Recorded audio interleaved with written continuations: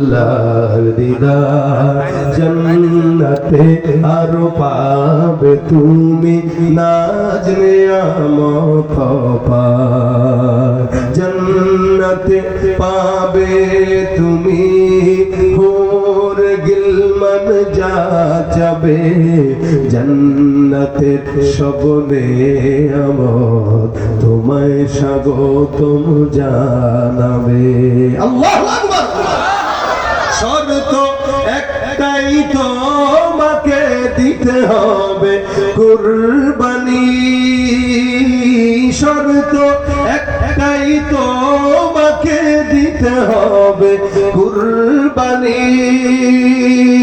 করতে পারো তুমি যদি, করতে পারো তুমি যদি সেই আল্লাহর গোলামি।